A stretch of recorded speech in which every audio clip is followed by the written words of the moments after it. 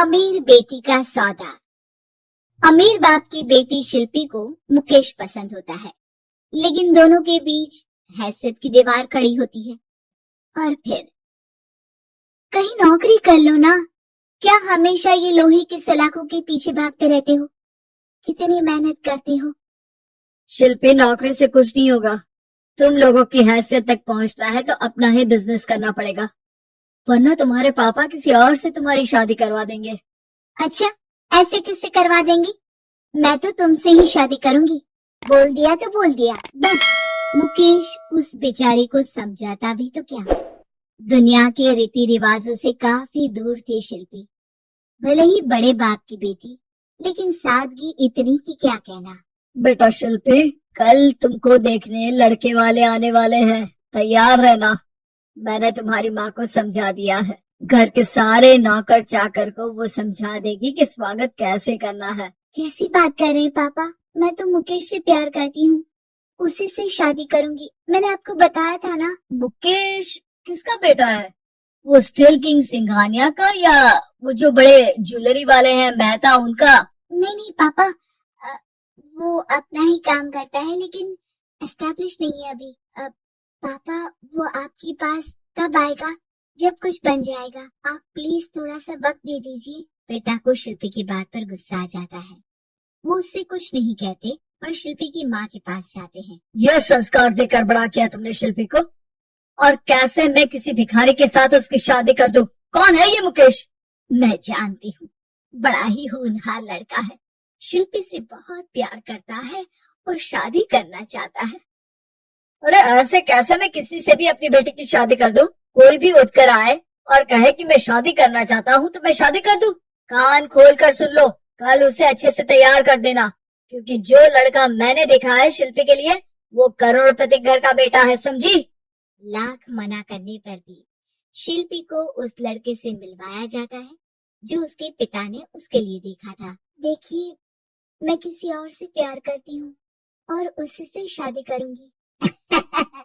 ये तो बहुत अच्छी बात है कि तुम किसी और से प्यार करती हो, क्योंकि मैं भी किसी और से प्यार करता हूँ। लेकिन शादी तो हम दोनों को ही करनी होगी। जानती हो ना, ये बिजनेस और ये सारा कुछ। शिल्पी को समझ में नहीं आता कि वो क्या कह रहा है, लेकिन वो समझ जाती है कि वो लड़का भी किसी और से प्यार करता है। पिताजी, वो भी कह रहा था कि वो किसी और से प्यार करता है। हाँ तो करने दो ना, हमने तो नहीं रोका। तुम अपना देखो, शादी के लिए हाँ कर कर गया है वो। लेकिन क्यों? अरे वो और मैं दोनों ही एक दूसरे से प्यार नहीं करते, फिर शादी क्यों कर ले? पापा, एक बार सिर्फ मेरे कहने पर आप मुकेश से मिल ले। पिता शिल्पी के कहने पर फॉर्मेलिटी के लिए ही सही, लेकिन मुकेश को घर बुला लेते हैं। देखो, ज्यादा वक्त नहीं दे पाऊंगा। ये बताओ कि शादी के बाद कहाँ रखोगे उसे? 2 कमरे के मकान में? नहीं सर, मैंने 2 साल के बाद का सारा प्लान कर लिया है। मैंने आयरन इंडस्ट्री खड़ी करने के लिए पूरा ब्लूप्रिंट तैयार किया है। मेरी खुद की जगह है दादाजी की। बस थोड़ा फंड का अरेंजमेंट हो जाता तो काम शुरू कर देता। अच्छा, मतलब तुम यहाँ फंड रेज करने आए हो?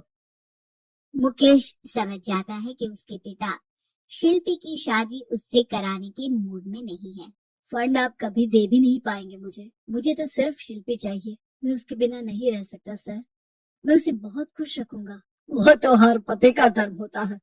वो तो मैं किसी से भी उसकी शादी करा दूं, वो उसे खुशी रखेगा। लेकिन देखो, मैं ज्यादा बात को घुमाना नहीं चाहता। वो बड़े घर की लड़की है, उसे काम काज की आदत नहीं। अभी वो समझ नहीं रही, लेकिन तुम तो समझो। मैं किसी भी हालत में शिल्पी की शादी तुमसे नहीं करवा सकता। मुकेश पिता से लाख मन्नतें करता है, लेकिन वो नहीं मानते। शिल्पी की शादी उस अमीर लड़के से हो जाती है। शादी के बाद क्या हम लोग मेरी माँ के घर चले? मुझे उन लोगों की बहुत याद आ रही है। हाँ हाँ, जाओ जाओ। वैसे भी आज मैं अपनी गर्लफ्रेंड के साथ मसूरी जा रहा हूँ, तुम जा सकती हो। कैसी बात कर रहे हैं? अब हम लोगों की शादी हो गई है, आप कैसे किसी और लड़की के साथ जा सकते हैं? अरे मैंने तो तुम्हें शादी के पहले ही बता दिया था कि मेरी कुछ गर्लफ्रेंड्स है।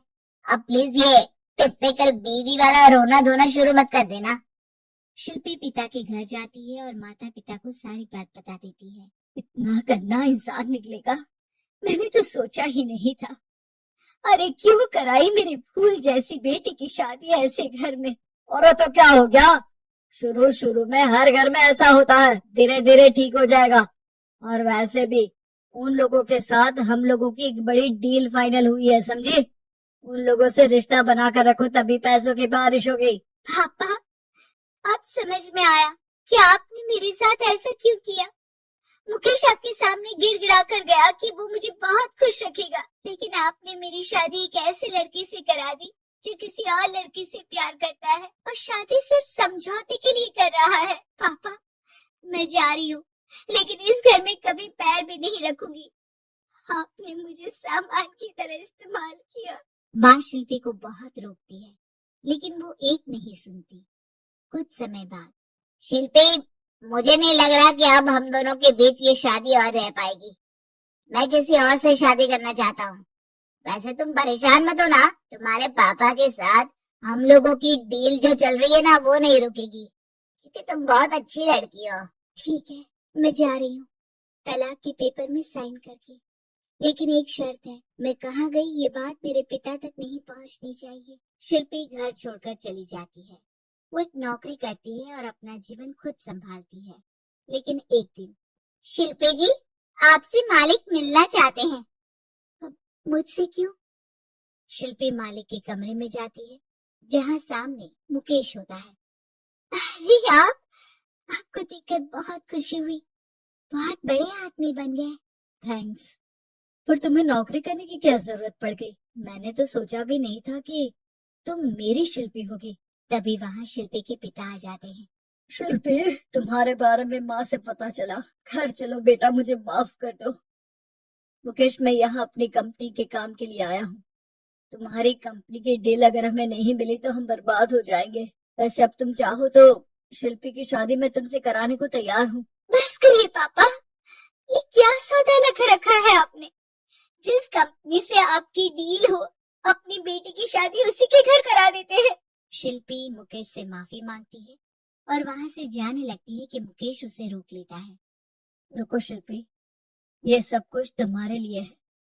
ये कंपनी, ये नाम सिर्फ तुमसे शादी करने के लिए ही खड़ा किया था। मैं आज भी तुमसे बहुत प्यार करता हूँ।